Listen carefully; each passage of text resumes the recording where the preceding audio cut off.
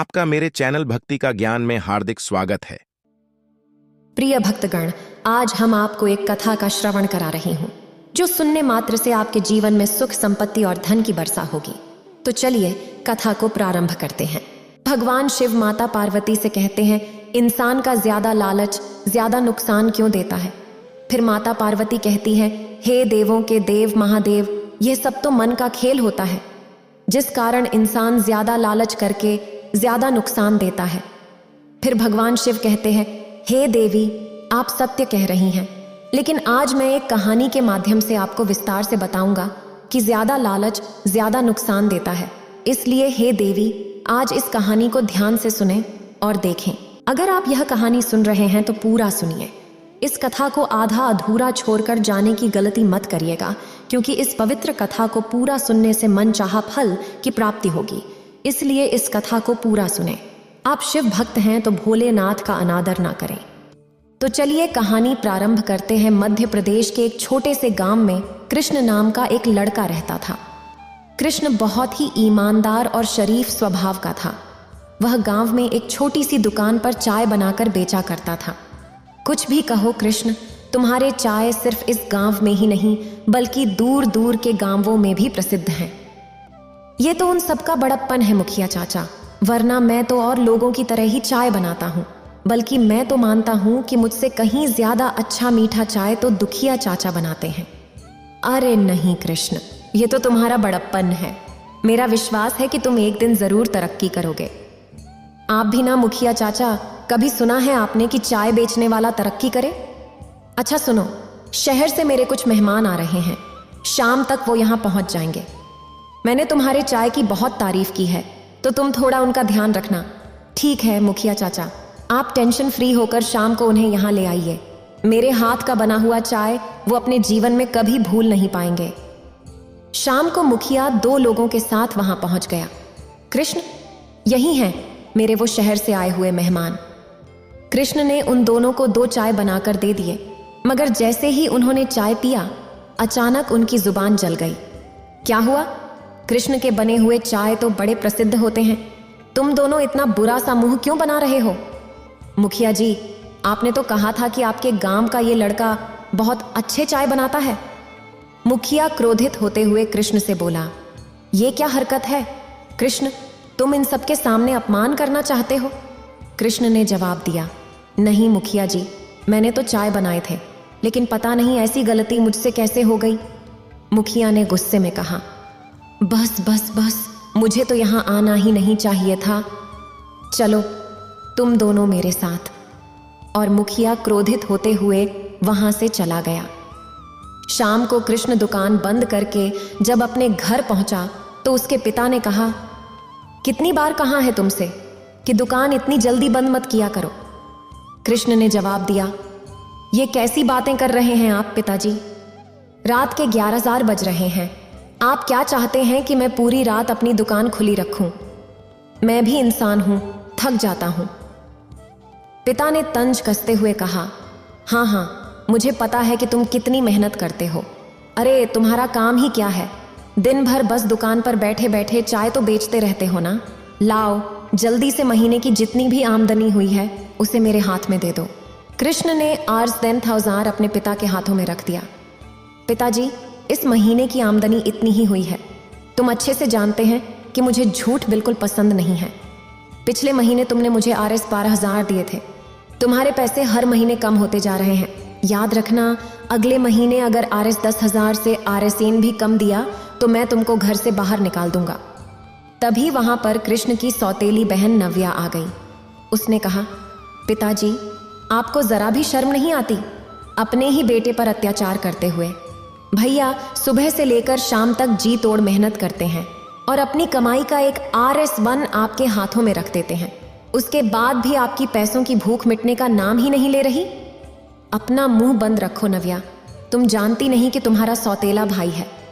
हाँ जानती हूं ये मेरा सौतेला भाई है, लेकिन शायद आप नहीं जानते कि भाई भाई होता है, फिर चाहे वो सगा हो या सौतेला। इतना तो कोई सगा बेटा भी नहीं करता जितना कि भैया आपके लिए कर रहे हैं। अपनी बेटी की बात सुनकर रंजन दास वहां से चले गए। नव्या, तुम्हें पिताजी से ऐसे बात नहीं करनी चाहिए। और पिताजी जो हर समय आपको बुरा भला बोलते रहते हैं, वो कहाँ तक सही है। अब आप हाथ पैर धो लीजिए, मैं आपके लिए पीना लाती हूँ। अगले दिन कृष्ण अपनी दुकान पर पहुंच गया, मगर वहां जाकर उसने देखा कि उसकी दुकान टूटी हुई थी और वहां पर मुखिया कुछ व्यक्तियों के साथ खड़ा था और उसे क्रोध भरी नजरों से देख रहा था। ये आपने क्या किया? मेरी दुकान क्यों तोड़ दी? कृष्ण ने पूछा। मुखिया ने जवाब दिया, कल तुमने जो मेरे मेहमानों के सामने अपमान किया था ना, उसका बदला तो मुझे लेना ही था। मैंने चाय जानबूझकर दूसरे बर्तन में नहीं दिया था। कृष्ण ने कहा, मुखिया जी, अच्छा तो वो बर्तन में अपने आप चाय डल गया। ज्यादा अच्छा बनने की कोशिश मत करो। कृष्ण, मुझे सब पता है, ये सब तो तुम्हारी चाल थी मुझे अपमानित करने की। मुखिया ने कहा, तो इसके बदले आप मुझे मार देते, पिट लेते, मेरी दुकान तोड़ने की क्या जरूरत थी? फिर मुखिया ने जवाब दिया, तेरी ये दुकान अवैध जगह पर स्थित थी, इसीलिए मैंने इसे तोड़ दिया। अब तुम चाह कर भी इसकी रिपोर्ट पुलिस में दर्ज नहीं करा सकते, और वैसे भी तुम्हारे दुकान में था ही क्या, सिर्फ ये चाय। मुखिया जी, अब मैं क्या करूँगा? आप तो जानते हैं कि मेरे पिताजी को हर महीने मुझे एक निश्चित रकम देनी होती है। अगर मैंने समय पर उन्हें पैसे नहीं दिए तो वो मुझे घर से निकाल देंगे। तो फिर तुम एक काम करो कृष्ण, अपनी चाय की टोकरी उठाओ और घर घर जाकर चाय बेचो। कृष्ण बेचारा फूट फूट कर रोने लगा, लेकिन उसके पास अब घर घर चाय बेचने के अलावा और कोई चारा नहीं था। उस दिन के बाद कृष्ण टोकरी लेकर घर घर चाय बेचने लगा। शाम तक वो इतना थक जाता कि उसे कुछ भी होश नहीं रहता। एक दिन की बात है, कृष्ण चाय बेचकर शाम को घर जा रहा था। तभी एक बूढ़ा व्यक्ति सड़क पर उसे रोता हुआ मिला। क्या हुआ बाबा, आप क्यों रो रहे हैं? कृष्ण ने पूछा। बेटा, मेरी पत्नी बीमार है और मेरे पास इतने पैसे नहीं हैं कि मैं उसका इलाज करा सकूं। डॉक्टर ने तुरंत उसे भर्ती करने के लिए कहा है। आपको कितने पैसों की आवश्यकता है? कृष्ण ने पूछा। बाबा, मुझे आज 10,000 की सख्त ज़रूरत है। काश कहीं से मुझे पैसे मिल जाते तो मेरी पत्नी की जान बच जाती। कृष्ण अपने मन में कुछ सोचने लगा, क्योंकि उसके पास केवल आज 10,000 ही थे। बूढ़ा व्यक्ति कृष्ण की बात सुनकर खुश हो गया। ये लीजिए बाबा, आज 10,000 आप रख लीजिए और अपनी पत्नी का इलाज करवा लीजिए। बेटा, मेरी कोई संतान नहीं है, लेकिन गांव के उस पहाड़ी पर मेरी जमीन पड़ी हुई है। तुम चाहो तो उसमें खेती कर सकते हो। बाबा, लेकिन अगर आपके पास जमीन पड़ी हुई थी तो आपने उस जमीन को बेचकर अपनी पत्नी का इलाज क्यों नहीं कराया? इतनी जल्दी उसे कोई खरीद नहीं पाता बेटा। लेकिन बाबा, मैं उस जमीन में किसकी खेती करूंगा? तुम चाय बेचते हो ना, तो फिर चाय की खेती क्यों नहीं कर लेते? इतना कहकर उस व्यक्ति ने चाय का वृक्ष कृष्ण को दे दिया और बड़े रहस्यमयी अंदाज में बोला, यह कोई मामूली चाय का वृक्ष नहीं है, बल्कि एक जादुई चाय का वृक्ष है। बरसों पहले इस चाय के वृक्ष को मुझे किसी ने दिया था। आज मैं इस चाय के वृक्ष को तुम्हें वरदान स्वरूप दे रहा हूं।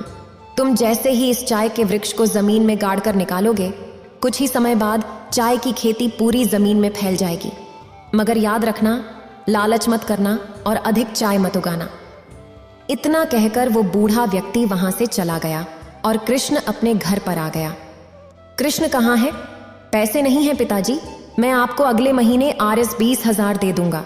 ठीक है, याद रखना, अगर अगले महीने पैसे नहीं दिए तो इस घर के दरवाजे तुम्हारे लिए हमेशा के लिए बंद हो जाएंगे। कृष्ण ने अपने पिता की बात पर ध्यान नहीं दिया। अगले दिन वह उस व्यक्ति के बताए अनुसार जमीन पर पहुंचा और वहां एक छोटा सा चाय का वृक्ष जमीन में गाड़ दिया। जैसे ही उसने उस हिस्से पर चाय का वृक्ष डाला, देखते ही देखते जमीन के हर हिस्से से छोटे छोटे चाय के पत्ते उगने लगे। कृष्ण ने उस चाय के पत्ते को निकाल लिया। बाबा तो वाकई बड़े चमत्कारिक निकले। अब वो दिन दूर नहीं जब मैं बहुत धनवान हो जाऊंगा और अपनी बहन की शादी धूमधाम से करूंगा। उस दिन से कृष्ण चाय की खेती करने लगा और उसके दिन बदल गए। अगले महीने कृष्ण ने पूरे Rs 30,000 अपने पिता के हाथ में रख दिए और वहां से चला गया। इसके पास Rs 30,000 कहां से आए?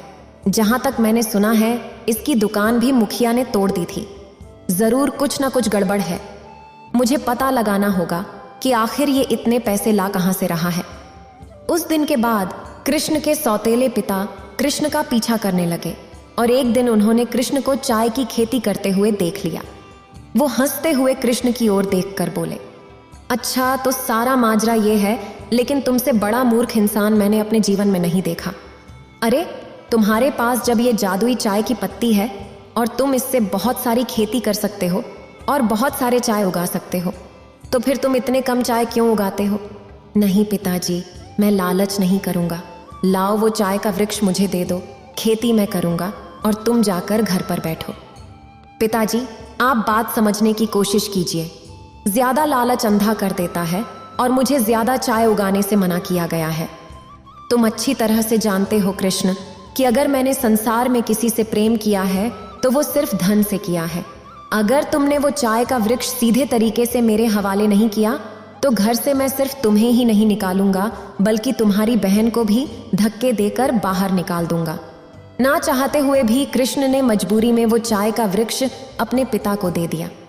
अरे मूर्ख, अब मैं सारे चाय उगाऊंगा और बेच दूंगा और देखते ही देखते मेरा घर हवेली में बदल जाएगा। लेकिन इसका उल्टा हुआ। देखते ही देखते उन चायों के पत्ते को जिसने भी पिया वो सब बीमार पड़ गए। कुछ समय बाद मुखिया सारे गांव वालों को लेकर रंजन दास के घर पहुंच गया। रंजन दास, तुम्हारा चाय जिसने भी पिया वो सब बीमार पड़ गए हैं। मेरी बात का विश्वास कीजिए, मैंने उन चायों में कुछ भी नहीं मिलाया। फिर भी पता नहीं क्यों लोग बीमार पड़ गए, वो सब मुझे नहीं पता। तुमने उन्हें बीमार किया है तो अब तुम ही उन्हें ठीक करोगे, नहीं तो मैं तुम्हारी पुलिस में रिपोर्ट दर्ज करवा दूंगा और तुम्हें जेल की हवा खानी पड़ेगी। अपने पिता की तरफ से मैं माफ़ी मांगता हूँ। मैं आपसे वादा करता हूँ कि जो लोग बीमार हुए हैं मैं उन्हें ठीक करने का पूरा प्रयास करूंगा। मुझे थोड़ा सा समय दीजिए। मुखिया वहां से चला गया। मुझे माफ कर दो बेटा, मैं लालच में अंधा हो चुका था। मुझे समझ आ गया है कि ज्यादा लालच इंसान को नुकसान के अलावा और कुछ नहीं देता। चिंता मत कीजिए पिताजी, आपको समझ आ गया है, मेरे लिए यही काफी है। उस दिन के बाद कृष्ण उस बूढ़े व्यक्ति को ढूंढने लगा और उसकी मेहनत सफल हुई। मैंने तुमसे कहा था कि ज्यादा लालच मत करना। बाबा, लालच मैंने नहीं, मेरे पिताजी ने किया था और उसका फल भी उन्होंने ही भुगता। कोई और होता तो मैं भी उसकी मदद नहीं करता, लेकिन तुम बहुत ही अच्छे स्वभाव के व्यक्ति हो। तुम्हारे पिता ने तुम्हारे ऊपर इतने अत्याचार किए, फिर भी तुम उनकी मदद करना चाहते हो। सुनो, अब तुम उस जादुई चाय से जो भी चाय उगाओ उसमें से एक चाय को पीस लेना और उस लेप को बाकी चायों में मिला देना। वे सारे चाय जड़ी बूटी का काम करेंगे और जितने भी लोग बीमार हैं वे सब ठीक हो जाएंगे। कृष्ण ने ठीक वैसा ही किया। उसने जड़ी बूटी तैयार की और अपने उगाए हुए चाय में उसे मिला दिया। उसके बाद जिसने भी उस चाय को खाया वे सब स्वस्थ हो गए और देखते ही देखते कृष्ण के उगाए हुए चाय दूसरे शहरों में भी प्रसिद्ध हो गए। मुझे माफ कर दो कृष्ण, मैंने तुम्हारे साथ बहुत बुरा किया, लेकिन तुम्हारी वजह से आज इस गांव का नाम कितना प्रसिद्ध हुआ है। नहीं मुखिया जी, माफी मांगने की कोई आवश्यकता नहीं है। हम सब एक ही गांव के वासी हैं, एक भाई की तरह, और भाइयों में तो छोटे मोटे झगड़े होते ही रहते हैं। कृष्ण की बात सुनकर मुखिया मुस्कुराने लगा। कुछ महीनों बाद कृष्ण ने अपनी बहन का विवाह बड़ी ही धूमधाम से किया। अब उसके पिता कृष्ण को अपने सगे बेटे से भी ज्यादा प्रेम करने लगे और कृष्ण आज भी जादुई चाय की खेती करता है। मिर्जापुर गांव में सबसे मशहूर थे कृष्ण के चाय। दूर दूर से लोग कृष्ण के चाय पीने आया करते थे। कृष्ण, हमें एक स्पेशल चाय लगा दो। मुझे तो 2 चाय दे दो, आज मेहरारू के संग पिएंगे। अरे कृष्ण, आप ऐसा क्या अलग डालते हो अपने चाय में जो आपके जैसा स्वाद कहीं आता ही नहीं। अब ये तो हमारा सालों का अनुभव है, अब एक्सपर्ट हो गए हैं, हमें चाय बनाते बनाते हैं। वाह कृष्ण वाह, ये तो कमाल है। कृष्ण के हाथ का चाय पीकर लोग मंत्रमुग्ध हो जाते और उसकी तारीफ किए बिना नहीं जाते। कृष्ण एक चाय आज 20 में बेचता था, फिर भी लोग उसी की चाय पीना पसंद करते थे। कृष्ण की चाय के सामने आकाश की भी चाय कोई नहीं लेता था। आकाश एक चाय RS देन में बेचता था। स्पेशल चाय बस RS देन। अरे भैया रुको जरा, एक बार हमारा भी चाय छक कर तो देखो। अरे भैया, आपके चाय में वो बात नहीं है जो कृष्ण के चाय में है। अरे लेकिन हम भी चाय में वही सब डालते हैं जो कृष्ण डालते हैं। बहुत हुआ, हम तो कृष्ण का ही चाय पिएंगे। आकाश लोगों को बुलाया करता, पर फिर भी लोग उसके चाय नहीं पीते थे। कुछ गिने चुने ही लोग थे जो आकाश की दुकान पर चाय पीते थे, इसलिए आकाश बहुत उदास रहता था। हर दिन आकाश मुंह लटकाकर घर जाता था। क्या हुआ, आज भी अच्छी बिक्री नहीं हुई क्या? लगता है उस कृष्ण के मरने तक हमारी कोई बिक्री नहीं होगी। सोच रहे हैं कि किसी और गांव में जाकर चाय की दुकान खोलें। हम कहीं नहीं जाएंगे, इस गांव में सब कुछ अच्छा है, लेकिन कमाई का कोई ठिकाना ही नहीं है। वो तुम्हारी समस्या है, खुद सुलझा लो, हम क्या करें? वैसे बताना भूल गए, कल हमारा भाई आ रहा है, कुछ दिन वो यहीं रहेगा। और एक और नई समस्याएं हैं। कुछ बोले क्या? नहीं, कुछ नहीं। आकाश की समस्याएं बढ़ती ही जा रही थीं। एक तरफ उसकी आमदनी घट रही थी और दूसरी तरफ उसकी पत्नी के तेवर।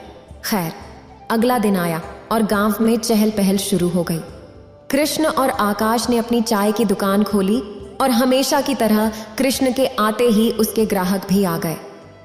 पता नहीं मेरी चाय की दुकान कब चलेगी, निराश होकर चाय की दुकान पर बैठा था। ओह जीजा जी प्रणाम। अब दूर से ही प्रणाम करोगे या समीप आओगे? आप भी ना जीजा जी। राकेश ने अपने जीजा के पैर छुए। राकेश का ध्यान आकाश की आंखों पर गया। अरे जीजा जी, आप तो सूट बूट में बहुत अच्छे लग रहे हैं। मेरी जीजी आपका ख्याल नहीं रखती है क्या? अब ये तो अपनी जीजी से ही पूछना। राकेश का ध्यान आकाश की आंखों पर गया। आकाश कृष्ण की चाय की दुकान को घूरे जा रहा था। राकेश ने आकाश के कान में अपना आइडिया बताया। पर इसमें कोई गड़बड़ तो नहीं है ना? आकाश ने पूछा। अरे कुछ नहीं होगा, बहुत लोग चाय में डालते हैं और फिर देखना, जो एक बार पिएगा वो बार बार पिएगा। ठीक है, एक बार आजमा कर देखते हैं। हम लेके आते हैं, राकेश ने कहा और कहीं चला गया। आकाश कृष्ण की दुकान की ओर हंसते हुए देखने लगा। आप देखते हैं हमारे चाय कैसे नहीं बिकते। कुछ देर बाद राकेश वो चीज लेकर आ गया। थोड़ा थोड़ा हर चाय में मिला देना जीजा जी। ठीक है, अब हम चलते हैं जीजी। राकेश ने आकाश के पैर छुए। हाँ हाँ, खुश रहो, और फिर वहां से चला गया। आकाश ने वो चीज मिलाकर चाय बनाया। मुफ्त का चाय, एक बार मुफ्त में आओ, आओ छको। ऐसा चाय कभी जिंदगी में नहीं पी होगी। आकाश की आवाज सुनकर लोगों का ध्यान उसकी ओर आकर्षित हुआ। लगता है अभी पगला गया है, वह चाय मुफ्त में दे रहा है। हमको लगता है प्रचार करने के लिए मुफ्त में दे रहा है। चलो ठीक है, चलकर पी ही लेते हैं। कृष्ण के कुछ ग्राहक आकाश की चाय की दुकान पर आए। हमको एक मुफ्त चाय दो और हमको भी। आकाश ने दोनों ग्राहकों को चाय दिया। चाय पीते ही उनका मन खुश हो गया और चेहरे पर मुस्कान आ गई। वाह, ये तो कमाल का चाय है, ऐसा चाय हमने जिंदगी में नहीं पी है। भाई क्या चाय है? अपने चाय की तारीफ सुनकर आकाश खुश हो गया। एक और चाय चाहिए, एक चाय मुफ्त और दूसरा RS 15 का। ठीक है, ये लो। आकाश ने पैसे लिए और दूसरा चाय दिया।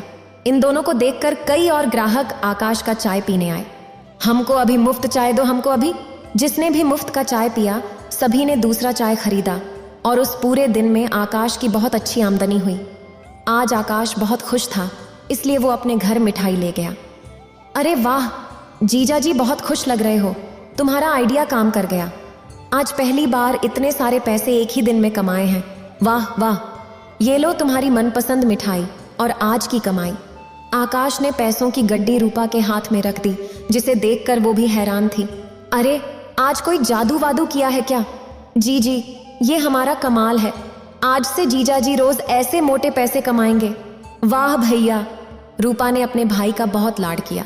आकाश रोज चाय में कुछ खास चीज मिलाने लगा। ग्राहक उस चाय को बार बार पीने आने लगे। कृष्ण के भी सारे ग्राहक अब आकाश का चाय पीने लगे। कृष्ण की चाय की दुकान अब खाली रहने लगी। यह देखकर कृष्ण हैरान था। भगवान, अपनी कृपा हम पर बनाए रखना। कृष्ण प्रार्थना कर ही रहा था कि उसकी दुकान पर एक अजनबी ग्राहक आया।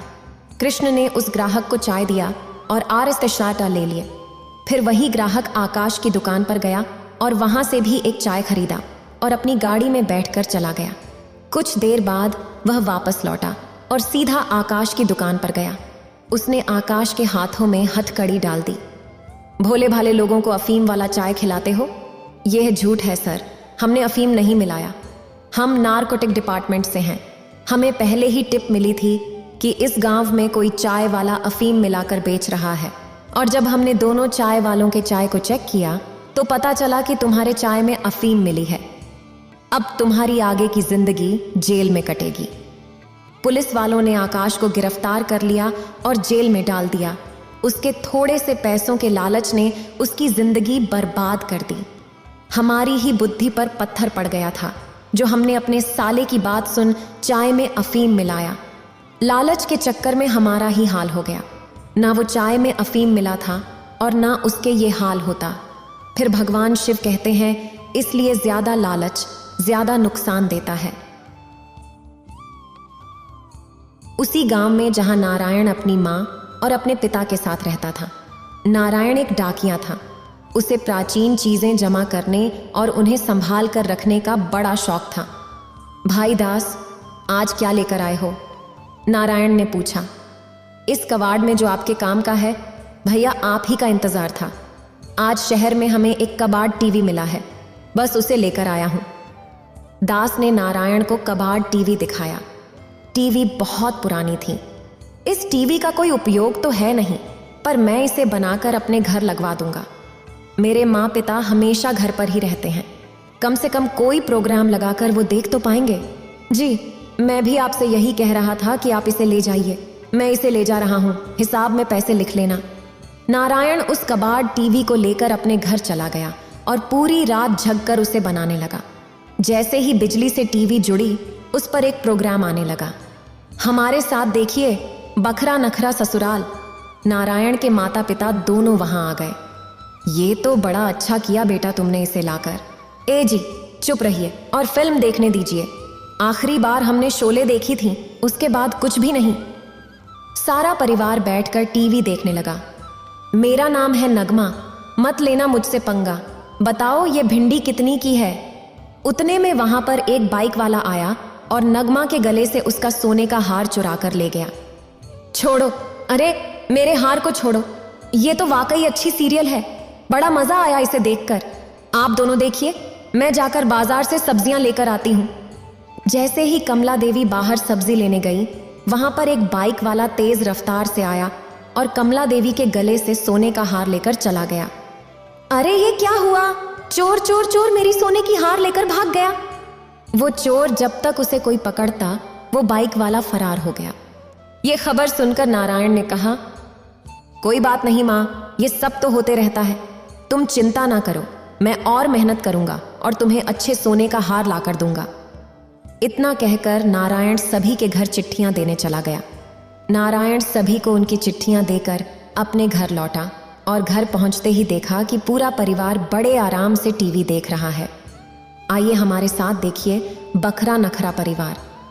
जैसे ही नारायण के पिता ने टीवी में देखा कि उस बूढ़े व्यक्ति का बटुआ एक बौना चुरा कर ले गया, ठीक वैसे ही नारायण के पिता के साथ भी हुआ। ये क्या, मेरा बटुआ कहाँ है? मेरे पैसे कहाँ हैं? उसमें मेरे पूरे 6 महीने की कमाई थी। हे भगवान, ये सब क्या हो रहा है?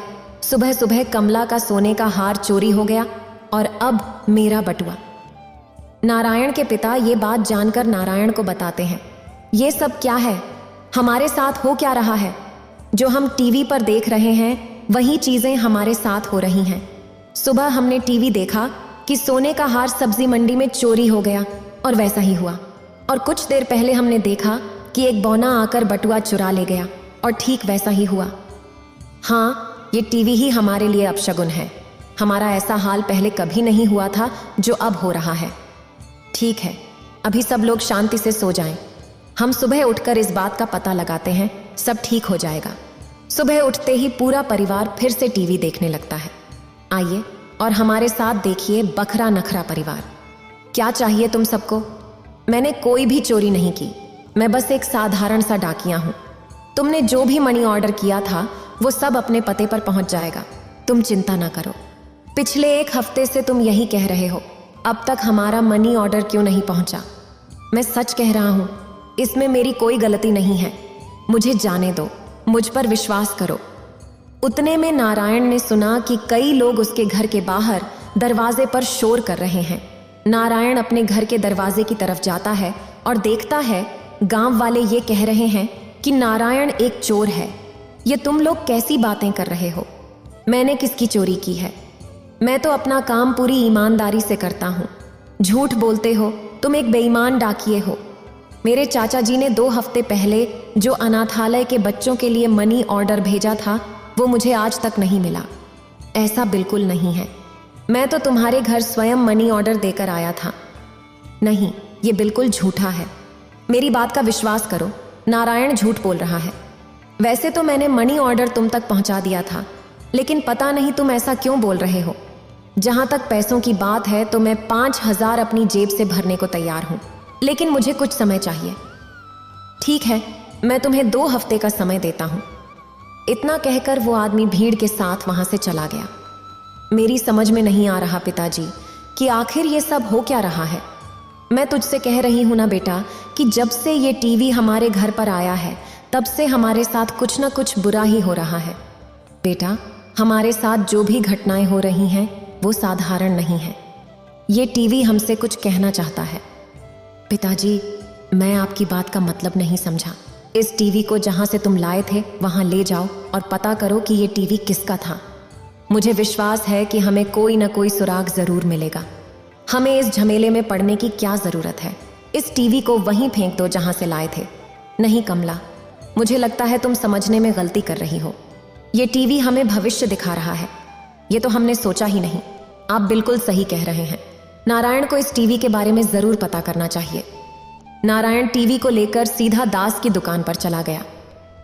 क्या बात है नारायण, टीवी वापस क्यों ले आए? क्या ठीक से नहीं चल रही? चल तो रही है दास जी, लेकिन जब से ये चला है हमारे ऊपर मुसीबतों के बादल मंडराने लगे हैं। तुम कहना क्या चाहते हो? नारायण ने दास को सारी घटना बता दी। अजीब बात है, मेरी समझ में नहीं आता कि मैं तुम पर विश्वास करूं या ना करूं। मुझ पर विश्वास कीजिए दास जी, मेरे बताए हुए एक एक शब्द सही है। मुझे बस इतना बता दीजिए कि ये टीवी आपने कहाँ से खरीदा। वैसे तो मेरी दुकान पर काफ़ी लोग अपनी पुरानी वस्तुएं लेकर आते रहते हैं। किसी का नाम और पता तो मैं लिख लेता हूँ और किसी का नहीं लिख पाता। ये टीवी तो अपने गांव से कुछ दूरी पर स्थित मिर्ज़ापुर गांव का है। कुछ समय पहले मिर्ज़ापुर गांव रामपुर गांव में ही आता था, लेकिन कुछ विवाद के चलते मिर्ज़ापुर गांव की सीमा अलग कर दी गई। मुझे याद है कुछ समय पहले मैंने ये टीवी वहीं किसी से खरीदा था, लेकिन किससे खरीदा था ये मुझे याद नहीं। ये तो तुम्हें खुद मिर्ज़ापुर जाकर ही पता लगाना पड़ेगा। नारायण मिर्ज़ापुर गांव चला गया। नारायण मिर्ज़ापुर में उस टीवी को लेकर वहां के लोगों से पूछताछ करने लगा। एक बूढ़ी स्त्री उस टीवी को देखकर बोली, अरे ये टीवी तो भोला प्रसाद जी का है। तो फिर मुझे उनके घर का पता बता दीजिए। इस गांव में जो तुम्हें तालाब के किनारे घर नजर आ रहा है ना, वहीं पर रहते हैं वो। नारायण उस टीवी को लेकर सीधा भोला प्रसाद जी के घर पर चला गया। भोला प्रसाद उस टीवी को देखकर चौंक गए। ये टीवी तो मेरा बेटा अमेरिका जाने से पहले लाया था और कुछ समय पहले मेरे घर से चोरी हो गया था। मैंने इस टीवी को ना जाने कहां कहां नहीं ढूंढा। आपका ये टीवी मैंने एक पुरानी दुकान से खरीदा था, पर जब से मैंने ये खरीदा है तब से मेरे परिवार के साथ कुछ अजीबोगरीब घटनाएं घट रही हैं। नारायण ने सारी घटना भोला प्रसाद को बता दी। तो फिर ठीक है, मैं भी देखता हूं कि तुम कितना सही बोल रहे हो। टीवी चालू करो। नारायण ने टीवी चालू कर दी। माफ करना प्रीतम डाकिए, गलती मेरे चाचा की थी। उन्होंने जल्दबाजी में चिट्ठी पर गलत पता लिख दिया था और मैंने तुम्हारे ऊपर चोरी का आरोप लगा दिया। मैं गांव वालों के सामने अपनी गलती की माफी मांगता हूं। अचानक टीवी बंद हो गया और नारायण के कानों में कुछ गांव वालों की आवाज सुनाई दी। गांव के लोग भोला प्रसाद के घर के अंदर आ गए। मुझे माफ कर दो नारायण, गलती मेरे चाचा की थी। दरअसल मेरे चाचा जी ने जल्दबाजी में चिट्ठी पर गलत पता डाल दिया था। मेरा मनी ऑर्डर मुझे अभी अभी मिला, इसलिए मैं सारे लोगों को तुरंत तुम्हारे पास ले आया। मैं इन सब के सामने तुमसे माफ़ी मांगता हूँ कि मैंने तुम पर शक किया। मुझे माफ़ कर दो। मुझे तो अब भी विश्वास नहीं हो रहा कि जो मैंने अभी अपनी आंखों से देखा वो सत्य है, लेकिन क्या कहूँ, आंखों देखे को झुठलाया भी तो नहीं जा सकता। लेकिन ये टीवी बंद क्यों हो गया? जैसे ही उन्होंने टीवी का स्विच ऑन किया, टीवी की स्क्रीन पर उन्हें उनका बेटा नजर आया। मुझे बचा लीजिए पिताजी, मैं कब से इंतजार कर रहा था कि आप अपने हाथों से इस टीवी का स्विच ऑन करें। ऐसा कैसे हो सकता है? मेरा बेटा तो अमेरिका में है। मुझे क्षमा कर दीजिए पिताजी, मैं कोई अमेरिका नहीं गया, बल्कि इस समय समंदर में फंसा हुआ हूँ।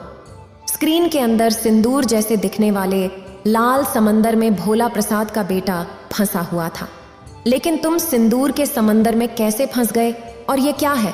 पिताजी, मैं अमेरिका जाने के लिए निकला ही था कि अचानक मेरी नज़र गांव के बगल में एक बहुत ही पुराने पीपल के पेड़ के नीचे लेटे हुए एक साधु पर पड़ी, जिनके पास एक हीरे का कलश रखा हुआ था।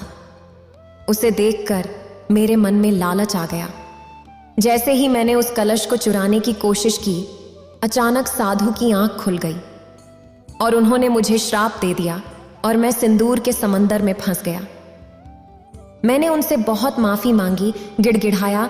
तब उन्होंने कहा कि तू सिंदूर के समंदर में ही कैद रहेगा, लेकिन तेरी आत्मा तेरी आखिरी लाई हुई वस्तु से जुड़ी रहेंगी और तुझे इस सिंदूर के समंदर से वही व्यक्ति बाहर निकाल सकता है जो मन का सच्चा होगा और जिसके मन में दूसरों के प्रति दया होगी। मेरी लाई हुई आखिरी वस्तु यही टीवी थी। पिताजी, तो मुझे बताओ बेटा, मैं तुम्हारी मदद कैसे कर सकता हूँ? सिर्फ नारायण ही मेरी मदद कर सकता है, क्योंकि गांव में सिर्फ वही है जिसके मन में दूसरों के लिए दया है। भोला प्रसाद के बेटे की बात सुनकर गांव के सभी लोग चौंक गए। अब सभी की आंखों में नारायण के प्रति सम्मान था। मैं तुम्हारी मदद करने के लिए तैयार हूं। मुझे बताओ, मैं तुम्हें कैसे बचाऊं? इस सिंदूर के समंदर को देख रहे हो ना? अपनी आंखें बंद करो और इसके बारे में सोचो। तुम स्वयं टीवी के अंदर खींचे चले आओगे। भोला प्रसाद के बेटे के कहने पर नारायण ने वैसा ही किया। कुछ देर बाद जब उसने आंखें खोली तो खुद को सिंदूर के समंदर में भोला प्रसाद के बेटे के साथ पाया। मैं यहाँ पर आ तो गया हूँ, पर अब मैं तुम्हें यहाँ से बाहर कैसे निकालूं, ये तो मुझे भी नहीं पता। नारायण गहरी सोच में डूब गया। मैं समझ गया, उस साधु ने तुम्हें बताया था कि जो व्यक्ति मन का सच्चा होगा वह अपनी आंखें बंद करके सिंदूर के समंदर के बारे में सोचेगा तो वह सिंदूर के समंदर में पहुंच जाएगा। अगर वही व्यक्ति अपनी आंखें बंद करके यहाँ से बाहर निकलने के बारे में भी सोचेगा तो बाहर निकल सकता है। इतना कहकर नारायण ने अपनी आंखें बंद कर लीं। कुछ ही देर में वे दोनों टीवी स्क्रीन के बाहर खड़े थे। तो वाकई में तुम बहुत अच्छे व्यक्ति हो नारायण। गांव वालों की नज़र में नारायण के प्रति सम्मान और बढ़ गया। भोला प्रसाद का बेटा अब श्राप से मुक्त हो चुका था और नारायण खुशी खुशी अपने घर चला गया। उस गांव के शहर के पास एक समुंदर था। उस शहर में कुछ मछुआरे रहते थे जो मछली पकड़कर उन्हें बेचकर अपना घर चलाते थे। उनमें एक शातिर मछुआरा था जिसका नाम नमन था। वह इतना चालाक था कि सस्ती मछली भी महंगे दामों में बेचता था। उसका एक दोस्त था दीपक, जो बहुत ही भोला और शांत स्वभाव का था। लोग उसके भोलेपन का फायदा उठाने लगे। एक दिन दीपक चाय की दुकान पर खड़ा था। क्यों बे, यहाँ कब तक चाय पीता रहेगा? मछली नहीं पकड़नी क्या? मछली तो पकड़नी है, लेकिन अच्छी मछलियाँ गहरे समंदर में ही मिलती हैं और वहाँ भी कुछ मछुआरों का कब्जा है, तो हम कहाँ जाएं? अरे, तुम तो हमेशा आलस और निठल्लेपन की बातें करते हो। आज चलो मेरे साथ, हम दोनों दोस्त मिलकर मछलियाँ पकड़कर घर ले आएंगे। और दोनों दोस्त मछलियाँ पकड़ने समुद्र पर जाते हैं। बड़ी बड़ी लहरें चल रही होती हैं और समुद्र में तूफान आने के संकेत होते हैं। जैसे ही नमन और दीपक समुद्र के अंदर पहुंचते हैं, वहां उन्हें दो खूंखार मछुआरे मिल जाते हैं। अरे ये देखो, वहां से दो और मछुआरे आ रहे हैं। लगता है इन्हें भी मछलियां पकड़नी है, इसीलिए ये इतने गहरे समंदर तक आ गए हैं। हमें ही यहाँ से भगाना होगा, वरना ये दोनों ही हमारी मछलियां ले जाएंगे। तुमने ठीक कहा, रुको, अभी इन्हें मजा चखाते हैं। दीपक और नमन ने जैसे ही उन दोनों गुंडे मछुआरों को अपने पास आते हुए देखा, नमन समझ गया कुछ तो गड़बड़ है। क्यों, तुम दोनों अगर यहाँ मछली पकड़ने आए हो तो क्या हम समंदर में घास छिलेंगे? नहीं भाई, घास क्यों छिलोगे? इतना बड़ा समंदर है, मछलियां ही पकड़ो। बहुत जबान चल रही है तुम्हारी, जानते नहीं हो कौन है हम? ये पूरा समंदर हमारा इलाका है। नमन ने बड़ी चतुराई से जवाब दिया और कहा, अरे आप दोनों क्यों गुस्सा हो रहे हैं? ये तो हमेशा कुछ ना कुछ बोलता रहता है। हम जितनी भी मछलियां पकड़ेंगे उसकी आधी आपको दे देंगे। इससे आप भी खुश और हम भी खुश। आप हमें समझदार लगते हैं। चलो, तुम्हारी समझदारी के कारण हम तुम्हें अपने साथ रख लेंगे, लेकिन इस लड़के को यहाँ से भगाओ, वरना इसकी नाव तोड़कर इसे समंदर में कहीं का नहीं छोड़ेंगे। उन मछुआरों की बात सुनकर नमन खुश हो गया। उन्होंने नमन को मछली पकड़ने की इजाजत दे दी। चलो, तुम यहाँ से चले जाओ, वरना तुम्हारी वजह से ये मुझे भी मछली पकड़ने नहीं देंगे। अगर मैं यहाँ से चला जाऊंगा तो मछली कहाँ पकड़ूंगा? मेरा परिवार भूखा रह जाएगा। जाओ, किनारे की तरफ जाकर पकड़ो। दीपक मायूस होकर वहां से चला जाता है। वहां जाकर खड़ी मेहनत करने के बाद भी उसे सिर्फ 4 मछलियां ही मिलती हैं। उन चारों मछलियों को लेकर वह बाजार में बेचने चला जाता है। वहीं बाजार में वह नमन को देखकर दंग रह जाता है। वह देखता है कि नमन के पास बहुत सारी मछलियां हैं। तुमने इतनी सारी मछलियां पकड़ लीं, मुझे तो बस 4 ही मिली। आज इन्हीं से काम चलाना होगा। खैर, मेरी तो बात ही कुछ और है। मैं तुम्हारी तरह बेवकूफ थोड़ी हूँ। उस दिन उन 4 मछलियों को बेचकर दीपक घर जाकर सो जाता है। अगले दिन फिर दीपक अपना जाल लेकर नाव से मछली पकड़ने गहरे पानी में चला जाता है। उस दिन समुद्र में तूफान आया और जोर से बारिश हो रही थी। ज्यादा तूफान और जोखिम की वजह से समुद्र खाली था, लेकिन अपने परिवार को पालने के लिए दीपक जोखिम उठा लेता है। मगर मैंने आज भी मछली नहीं पकड़ी तो गड़बड़ हो जाएगी। कैसे भी करके आज मछलियां पकड़नी है मुझे। गहरे समुद्र में जाने पर बहुत जोर से तूफान उसकी तरफ आने लगा और देखते ही देखते तूफान ने दीपक की नाव को अपनी चपेट में ले लिया। लगता है मेरी नाव पलट जाएगी। भगवान, हे भगवान। समुद्र के तूफान खत्म हो जाने के बाद जब दीपक की आंखें खुलीं तो वो दंग रह गया। उसने देखा कि वो किसी अलग ही दुनिया में है। पूरा समुद्र उसे शहद का दिखाई दे रहा है। मोटी मोटी मछलियां समुद्र में तैर रही हैं। ये मेरे साथ क्या हो गया? कहीं मैं कोई सपना तो नहीं देख रहा हूं? मेरी नाव कहाँ है? दीपक अपनी नाव के पास जाता है और समुद्र से खूब सारी मोटी और तंदुरुस्त मछलियां पकड़ लेता है। यहाँ तो खूब सारी मछलियां हैं और सभी मछलियां बड़ी बड़ी और एकदम तंदुरुस्त हैं। भगवान का शुक्र है, आज इतनी ज्यादा मछलियां हैं। दीपक सारी मछलियां लेकर बाजार में बेचने जाता है। वहीं उसे नमन नजर आता है, जिसकी टोकरी में सिर्फ 4 ही मछलियां होती हैं और दीपक की टोकरी पूरी मछलियों से भरी हुई रहती है। ताज़ा ताज़ा मछलियां, सस्ते में मछलियां। और ये वाली कितने की दी और ये कितनी की हैं? अच्छा, कुछ ही मिनटों में दीपक अपनी सारी मछली बेच देता है। नमन को ये बात हजम नहीं होती, लेकिन कुछ दिन ऐसे ही चलता रहता है। दीपक हमेशा मीठे समुद्र में जाता है और मछलियां पकड़कर बेचता है। देखते ही देखते कुछ दिन बीत गए। नमन ने एक दिन जलन के मारे दीपक का समुद्र में पीछा किया। दीपक रोज की तरह मीठे समुद्र में जा ही रहा होता है कि तूफान आ गया और नमन की आंखें ये देखते ही दंग रह गईं। दीपक को तूफान में जाता देख नमन भी उसी तूफान में चला गया। कुछ ही देर में दोनों मीठे समुद्र में पहुंच गए। अच्छा, तो ये है तुम्हारे ज्यादा मछली पकड़ने का राज। यहां से तुम अमीर हो रहे हो और लोगों को बेवकूफ बना रहे हो। तुम यहां कैसे चले आए? इस समंदर को मैंने ढूंढा है। चले जाओ और एक भी मछली छूना मत। अरे ये बेवकूफ, तुम मछलियों के पीछे पड़े हो या देखो इतने सारे शहद और मीठे शक्कर के पत्थर पड़े हैं। अगर मैं इन्हें बाजार में भेजूंगा तो मालामाल हो जाऊंगा। क्या मतलब? जरा ध्यान से देख, इस जगह तुम्हें जो भी चीज नजर आ रही है ये सब मछली से ज्यादा महंगे और खूब सारे हैं।